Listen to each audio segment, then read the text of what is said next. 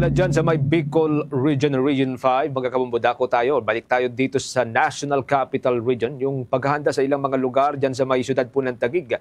Para po sa magaganap na election bukas, makiki-update po tayo sa pamagitan po ng ating sister station, ang Star FM Manila. Handa na ang lokal na pamahalaan ng Taguig para sa magaganap na 2025 national and local elections bukas. Kinikilala nga bilang first-class, highly urbanized city sa bansa ang Taguig.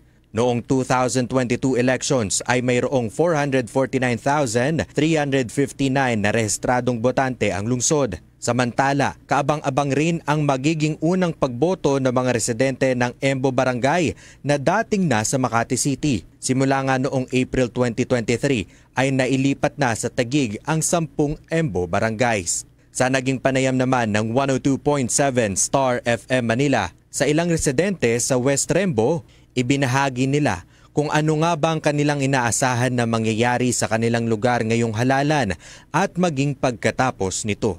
Ang akin pong inaasahan pagkatapos ng eleksyon na payapa na at maging maganda na at sana lahat ng mga tinti ng Taguig tulad ng imbus na ngayon ay nasa ilalim ng Taguig ay magkaroon ng tunay na mga pagmamahalan sa isa't mga pagtutulungan para patuloy pang pag-unlad ng bawat mga komunidad dito po sa ilalim ng Taguig City. Siguro gusto kong mangyayari yung katulad nung like before na meron kaming sariling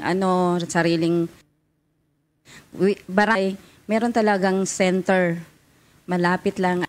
Unlike ngayon, ang layo ng isang buong Embo, pupunta kami doon sobrang layo. Ang hirap. Yung maging okay po. Maging okay sa lahat, palalakad sa bayan. Yan ang balita mula rito sa 102.7 Star FM Manila. Nag-uulat Star DJ German Bolero para sa #1 and most trusted radio network in the country, Bombo Radio Philippines. Basta Radio. Bombo!